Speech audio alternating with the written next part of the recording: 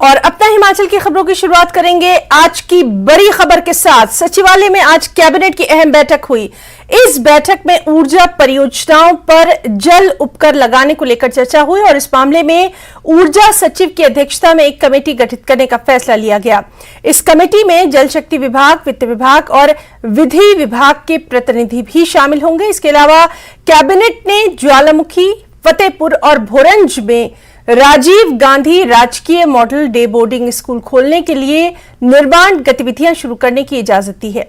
इसके अलावा कैबिनेट ने प्रदेश में रात के 1 बजे तक बार खुले रखने को मंजूरी के साथ विभिन्न विभागों में रिक्त पदों को भरने की मंजूरी भी दी है। साथ ही अंशकालिक पंचायत चौकीदारों के मासिक मानदेय को 6,200 रुपए से बढ़ाकर 6,700 रुपए किया गया। हिमाचल मंत्रिमंडल की बैठक जो है वो मुख्यमंत्री सुखविंदर सिंह सुक्खू जी की अध्यक्षता में हुई है, जिसमें बहुत सारे फैसले जो है मंत्रिमंडल ने लिए हैं। Rajiv Gandhi day boarding school की भी कैबिनेट ने स्वीकृति प्रदान की है। इसमें से 13 जो है पिछली कैबिनेट में 13 स्कूलों को प्रदान किए। जो 3 हुए हैं इसमें फतेहपुर विधानसभा क्षेत्र, ज्वालामुखी और भोरंज हमीरपुर का जो है बोरंज जो है वो खोला गया है। और एक और महत्वपूर्ण फैसला जो आज कैबिनेट में लिया गया है, क्योंकि जो वाटर सेस है जो हमारी पूर्व की कैबिनेट की मीटिंग में स्वीकृत किया गया था, उसमें एक कमेटी बनाने का प्रावधान किया गया है, जिसमें पावर सेक्रेटरी की अध्यक्षता में, जिसमें सेक्रेटरी फाइनेंस, सेक्रेटरी पावर और सेक्रेटरी लॉ होंगे।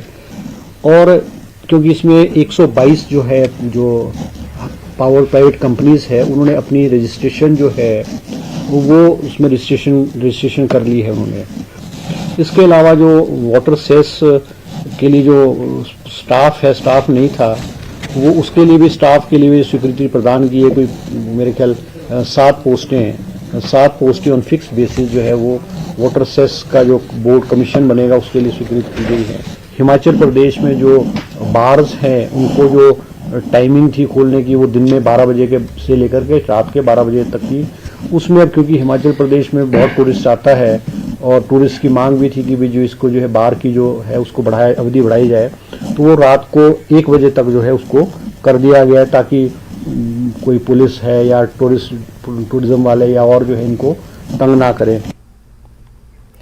मुख्यमंत्री सुखविंदर सिंह सुक्खू ने शिमला में संसद की लोक लेखा समिति के अध्यक्ष अधीर रंजन चौधरी और समिति के अन्य सदस्यों से भेंट की। समिति के अध्यक्ष और सदस्य अध्ययन दौरे के लिए शिमला आए हैं। हिमाचल आने पर समिति के सदस्यों का सीएम ने स्वागत किया और राज्य के विकासात्मक विषयों पर चर्चा की। इस मौके पर अधीर रंजन चौधरी की धर्मपत्नी अतिशा चौधरी, सीएम सुक्खू की धर्मपत्नी कमलेश ठाकुर और लोक लेखा समिति के सदस्य जगदम्बिका पॉल, के लक्ष्मण, घनश्याम तिवारी, रामकृपाल यादव और राहुल रमेश शिवाले, मुख्य संसदीय सचिव सुंदर सिंह ठाकुर और मुख्यमंत्री के राजनीतिक सलाहकार सुनील शर्मा भी मौजूद रहे।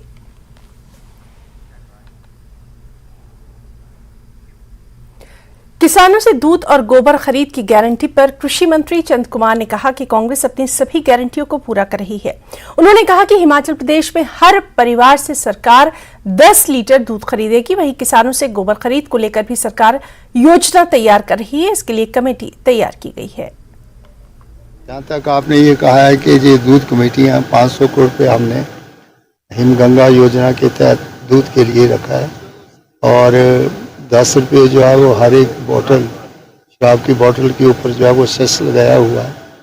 उसके लिए हमने जो है वो काफ़ी महलों की कमेटियां जो है दूध कमेटियां हमने बना ली हैं और हमने विभाग को, जो हमारा पशुपालन विभाग है, वेटनरी और दूसरे जो हमारे विभाग हैं, उनको हमने आदेश दिया है कि बड़ी जल्दी से महलों की दूध कमेटियाँ जो है वो बनाई जाएँ और हम जो है वो इस प्रक्रिया को शुरू करने वाले। जहाँ तक गोबर की बात है, उसके लिए भी एक एक्सपर्ट कमेटी जो है वो लुधियाना यूनिवर्सिटी में हमने भेजी है और हम चाहते हैं कि जो हमारे एग्रीकल्चर फार्म्स हैं उनको पूरी तरह डेवलप करके इसके एक्सपेरिमेंट जो है वहाँ 15-15, 20-20 कामों का एक यूनिट बना करके वहाँ से हम गोबर परचेज करेंगे और पहले उसकी मैन्यूरिंग का देखेंगे और अगर जो उसके बाई प्रोडक्ट्स हैं जिससे मैन्यूरिंग भी हो सके और एक टेम्परेचर के ऊपर हीट करके, जैसे गैस है, गैस को लेकर के हम आगे जो है वो लोगों के घरों में उसको देंगे।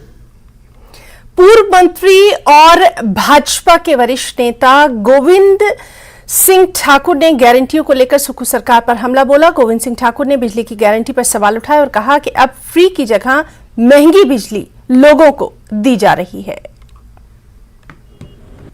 और गारंटियां तो उन्होंने बहुत दी और ये कहा कि हम ओपीएस देंगे, तो हमने कहा ओपीएस दो, लेकिन ओपीएस देने के कारण से जनता पर बहुत अधिक बोझ डालना वो गलत है। आज के समाचार पत्रों में एक बात छपी है कि कांग्रेस सरकार ने हिमाचल प्रदेश के ट्रांसपोर्टरों पर एक अतिरिक्त बोझ डाला है और जिसके बारे में ये कहा गया है कि जो ग्रीन टैक्स था, वो ग्रीन टैक्स जो वो अदा करते थे अपने रजिस्ट्रेशन के टाइम, उसको डबल किया गया है और जिसके कारण से हिमाचल प्रदेश के चाहे बस ऑपरेटर हैं, ट्रक ऑपरेटर्स हैं, चाहे 3 व्हीलर वाले हैं, चाहे डीजल गाड़ी का है, पेट्रोल गाड़ी का है, टैक्सी ऑपरेटर हैं, सभी लोगों पर बहुत अधिक बोझ डाला है और इसलिए लगता है कि अपनी ओपीएस देने के लिए इस प्रकार के बोझ ये डाल रहे हैं। और हिमाचल प्रदेश में जहां पर इन्होंने कहा था 300 यूनिट बिजली हम फ्री में देंगे, तो बिजली यानी फ्री देना तो दूर, उसको भी इन्होंने महंगा कर दिया है। बीजेपी के राष्ट्रीय अध्यक्ष जेपी नड्डा 14 जून को कुल्लू में एक रैली को संबोधित करेंगे। ये रैली ढालपुर रथ मैदान में होगी, जिसमें 25,000 लोग शामिल होंगे। इस रैली को लेकर भाजपा के वरिष्ठ नेता गोविंद सिंह ठाकुर ढालपुर रथ मैदान पहुंचे और तैयारियों का जायजा लिया। भारतीय जनता पार्टी ने यह निर्णय लिया है कि देश के हर लोकसभा क्षेत्र में और लोकसभा के अनुसार बड़ी जनसभाओं का आयोजन किया जाएगा, जिसमें भारतीय जनता पार्टी के केंद्रीय नेता उपस्थित रहेंगे और उसी के अंतर्गत हिमाचल प्रदेश में भी 4 लोकसभा क्षेत्रों में ऐसी रैलियां आयोजित होनी हैं और मंडी लोकसभा क्षेत्र की जो बड़ी रैली है, ये रैली कुल्लू में यह इसी रथ मैदान में होगी और सौभाग्य से इस रैली में भारतीय जनता पार्टी के राष्ट्रीय अध्यक्ष और दुनिया की सबसे बड़ी पार्टी के राष्ट्रीय अध्यक्ष श्री जगत प्रकाश जी नड्डा इसमें उपस्थित रहेंगे। पूर्व कृषि मंत्री वीरेंद्र कंवर ने कुटलेहड़ के कांग्रेस विधायक देवेंद्र कुमार पर भ्रष्टाचार को बढ़ावा देने के आरोप लगाए। वीरेंद्र कंवर ने कहा कि विधायक ने अपनी कुर्सी का दुरुपयोग करते हुए अपने बेटे को करोड़ों रुपए के टेंडर दिलवाए हैं। आज टेंडरों में इतनी ज़्यादा हेराफेरी हो रही है, इतना ज़्यादा भ्रष्टाचार हो रहा है कि इसमें कोई नए कीर्तिमान जो है वो स्थापित कर दिए हैं। जल जीवन मिशन में अभी ठेकेदारों की रजिस्ट्रेशन नहीं हुई, लेकिन ठेकेदारों ने काम कर दिए। रजिस्ट्रेशन जो है वो बाद में हो रही है, कोई टेंडर प्रक्रिया का ध्यान नहीं रखा जा रहा है। ऐसे ही पीडब्ल्यूडी में जो है वो भी हो रहा है। एक और अहम खबर, राज्यपाल शिव प्रताप शुक्ल ने कृषि विश्वविद्यालय पालमपुर के अग्रवती बहुयामी पशु चिकित्सा परिसर का दौरा किया। यहां उन्होंने रेडियोग्राफी यूनिट, अल्ट्रासोनोग्राफी यूनिट सहित अन्य इकाइयों में जाकर गतिविधियों की जानकारी ली। इस मौके पर उन्होंने पशुधन प्रबंधन विभाग की प्रदर्शनी का भी जायजा लिया। इससे पहले राज्यपाल ने औषधीय जड़ी बूटी उद्यान में रुद्राक्ष का पौधा भी लगाया।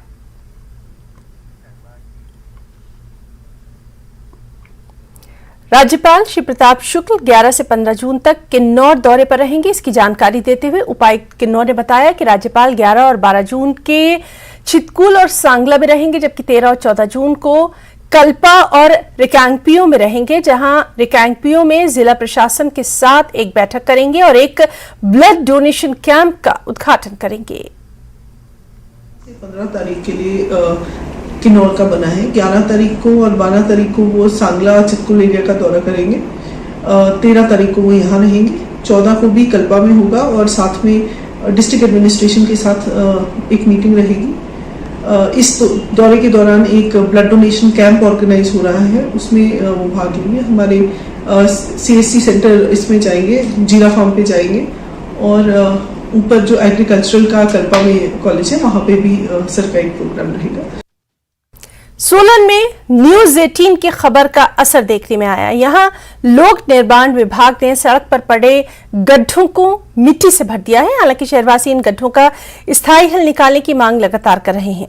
दरअसल यहां गड्ढों में स्थानीय लोगों ने पौधे लगा दिए थे, जिसकी खबर न्यूज 18 ने प्रमुखता से दिखाई थी और तब जाकर लोक निर्माण विभाग की नींद टूटी और अधिकारी अब स्थायी समाधान का भरोसा दे रहे हैं। जो सोलन से राजगढ़ की रोड जाती है, ये इसका कुछ भाग हमारा सोलन सब डिवीजन के अंडर पड़ता है और कुछ भाग कोचघाट सब डिवीजन के पास अंडर पड़ता है।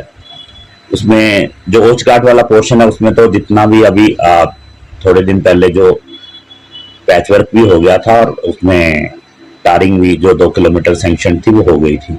जो सोलन वाला पोर्शन है उसमें अभी जो बरसात काफी ज्यादा हो रही है, इस बार गर्मियों में जो बरसात हो रही है उसकी वजह से थोड़ा पैच पड़ गए हैं और उनको पैच लगवाने का कार्य शीघ्र ही शुरू करने के आदेश किए गए हैं। एसडीओ साहब जो है इनको कल ही मैंने आदेश किया है कि विभागीय लेबर लगा के इमीडिएटली इनको बिटुमन एमल्शन से पैच वर्क किया जाए। खबर मंडी से है, जहां पुलिस ने चोरी के आरोप में एक शख्स को गिरफ्तार किया। आरोपी के 2 और साथियों को भी पुलिस तलाश रही है। सभी आरोपी नशेड़ी हैं और इन पर एक ही रात में चोरी की 5 वारदातों को अंजाम देने का आरोप है। बाजार में वो किसी मालिक की गाड़ी थी और उसको जो है वो वॉशिंग के लिए दिया गया था, तो वॉशिंग में वो पार्किंग में लगाई गई थी। तो वहाँ से चोरों ने लड़कों ने इसको वहाँ से गाड़ी को ले गए थे अपनी चाबी से खोल करके और चोरी करके गाड़ी इन्होंने वहीं लगा दी थी। तो आगे ट्रेस करते हुए इन लड़कों को पकड़ लिया गया। इसमें चेतन शर्मा उर्फ मन्नू है, सन ऑफ जीवन लाल, और इसको पकड़ा गया है। तो मंडी जिले के पंडो में 9 मील के पास एक महिला की लाश बरामद हुई। मृतका महिला के गर्दन पर चाकू के वार के निशान मिले हैं। इस मामले में पंडो चौकी की टीम ने महिला के शव को कब्जे में लेकर आगामी कार्रवाई शुरू कर दी है। मृतक महिला कौन है, कहां की रहने वाली थी, अभी तक इसका खुलासा नहीं हो पाया है। तफ्तीश जारी है। ये घटना स्थल मंडी से 9 किलोमीटर करीब है, बासला गांव है, जागर पंचायत है ये। तो वहाँ पे 4 लेन के ऊपर एक साइड दरिया है, एक साइड हिल साइड है। तो हिल साइड के ऊपर जो है एक गांव है बासला करके, उसको जो पगडंडी का रास्ता जाता है वहाँ पे ये लाश कल मिली थी। तो मौका पे पुलिस जब पहुंची है तो ये पाया गया कि इसका महिला का कत्ल किया गया है। उसके गर्दन के दाईं तरफ जो है चाकू के गोदने के काफ़ी निशान हैं और मौका पे चाकू भी वहाँ पे मिल गया, लेकिन महिला की पहचान अभी तक नहीं हो पाई है। ऐसा लग रहा है कि ये महिला माइग्रेंट लेबर हो सकती है, लेकिन अभी निश्चित तौर पे कुछ कहना मुश्किल है, क्योंकि अभी इसको इलाके में पता किया जा रहा है। महिला के बारे में जितने भी माइग्रेंट लेबर्स के ठिकाने हैं वहाँ भी हमारा पुलिस द्वारा पता किया जा रहा है। और यहाँ रुकना चाहेंगे एक छोटे से ब्रेक के लिए, चल लौटेंगे और ब्रेक के बाद अपना हिमाचल में खबरों को आगे बढ़ाएंगे। ऊना में हरौली पुलिस ने एक नशा तस्कर से 30 ग्राम से ज्यादा ड्रग्स बरामद की। पकड़े गए शख्स की पहचान पंजाब के नवांशहर जिले के निवासी राकेश कुमार के तौर पर हुई है। अब पुलिस ये पता लगाने में जुटी है कि ये तस्कर ड्रग्स की इतनी बड़ी मात्रा कहां से लेकर आया था और कहां लेकर जा रहा था। वो हमारी जो पुलिस चौकी टालीवाल है उसका जो एक टीम थी वो यातायात चेकिंग और अन्य डाउटफुल लोगों को चेक करने के लिए और जो थी वो बाथरी बैरियर पे थी। तो एक व्यक्ति जो राकेश कुमार सन ऑफ श्री कृष्ण कुमार जो बल्लाचौर नवांशहर डिस्ट्रिक्ट पंजाब का रहने वाला है, उसकी जब इन्होंने शक होने के आधार पे चेकिंग की तो उसके पास 30.66 ग्राम चिट्टा हीरोइन बरामद हुई, जो इसको अरेस्ट कर लिया गया है और इसकी मुकदमे की आगामी तफ्तीश हर पहलू को ध्यान में रखते हुए अमल में लाई जा रही है। रोहतांग दर्रे के दीदार के लिए सैलानियों को अभी कुछ समय और इंतजार करना होगा।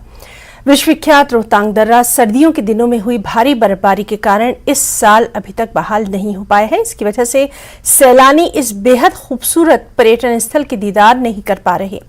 अनुमान यही जताया जा रहा है कि अभी दर्रे की बहाली में 1 सप्ताह से अधिक का समय लग सकता है। देखिए, कल हम सभी प्रशासन और सभी बाकी संस्थाएं जो है, हम सभी मिलके रोहतांग का दौरा करके आए। रोहतांग में इस साल रिकॉर्ड स्नोफॉल हुआ है। जो बर्फ वहां पे है वो बहुत ज्यादा है बाकी सालों के मुकाबले। बीआरओ पूरे प्रयास में है कि जितनी जल्दी से जल्द रोहतांग को वाहनों के लिए खोला जाए। रानी नाला तक अब व्हीकल्स को अलाउ कर दिया गया है और मैं समझता हूँ टूरिस्ट जो आ रहे हैं वो बहुत एंजॉय कर रहे हैं, क्योंकि इस साल बर्फ बहुत ज्यादा हमारे क्षेत्र। खबर नाहन से है, जहां अवैध तरीके से शराब ले जा रहा एक ट्रक दुर्घटनाग्रस्त हो गया। खास बात यह है कि ट्रक में बेहद शातिराना तरीके से एक केबिन बनाया गया जिसमें शराब की तस्करी की जा रही थी। ट्रक दुर्घटनाग्रस्त होने के कारण कई घंटों तक नेशनल हाईवे पर बड़े वाहनों की आवाजाही बाधित रही। जब मौके पे पहुंचे तो वहाँ पे उसमें कोई भी व्यक्ति उस टाइम उपस्थित नहीं था, तो ड्राइवर वहाँ से फरार हो चुका था। तो गाड़ी को चेक करने पाया गया कि उसमें जो शराब की पेटियाँ थी वो कुछ नीचे गिर गई थी और कुछ बोतलें वहाँ पे टूटी हुई थी। तो मौके पे जो अभी तक हमने गाड़ी का जो निरीक्षण किया उस पे ये पाया गया कि उसमें ट्रक में एक एक्स्ट्रा कैबिन बना हुआ था, जिससे ये शक जाहिर किया कि ये जो है प्रॉपर वे में जो है शराब ले जाई जा नहीं रही है। बद्दी में माइक्रोटेक फैक्ट्री के मजदूरों का प्रदर्शन आज भी जारी रहा। इस दौरान मजदूरों ने उनको हटाने आई पुलिस पर मारपीट के आरोप लगाए। प्रदर्शन कर रहे 400 मजदूरों का कहना है कि उन्हें बिना नोटिस के कंपनी ने काम से निकाल दिया है। पुलिस वालों ने आज हमारे साथ धक्काशाही की। जब तक पुलिस वाले नहीं थे तब तक हमारे एक भी वर्कर को चोट नहीं आई थी। जैसे पुलिस वालों ने धक्काशाही की, हमारी 2 लड़की इधर गिर के बेहोश हुई, एक लड़की को चक्कर आया है, उसका सिर फटा हुआ, वो ESI में एडमिट है। इन लोगों ने धक्का दिया था, तब इन लोगों ने धक्के दिए तब किया। इन्होंने हमारे मुंह पे थप्पड़ मारे, हमारे भी निशान है। हमारे लड़के इधर लगी, उधर 2 लड़की है, उसकी सर मैंने आपको वीडियो सेंड करी है। उस वहाँ भी लेडीज पुलिस ने लड़कियों पर हाथ जोड़े। पुलिस वालों की शक्ल दिखाओ।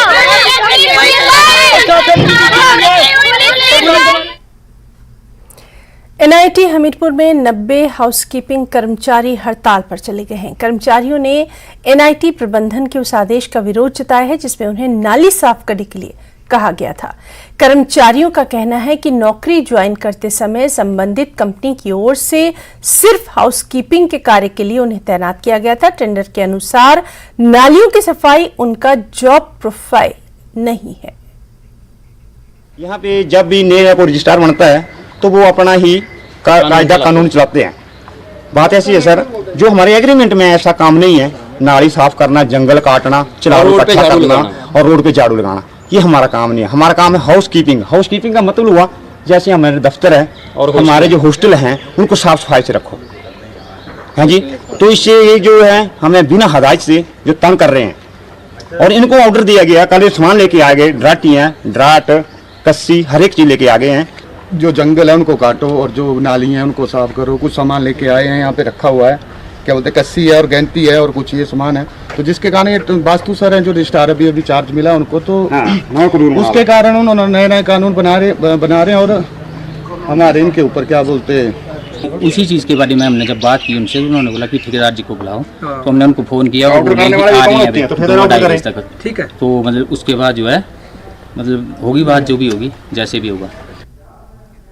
ऊना के जवाहर नवोदय विद्यालय पेखुबेला में एनसीसी की ओर से 10 दिवसीय प्रशिक्षण शिविर का आयोजन किया जा रहा है।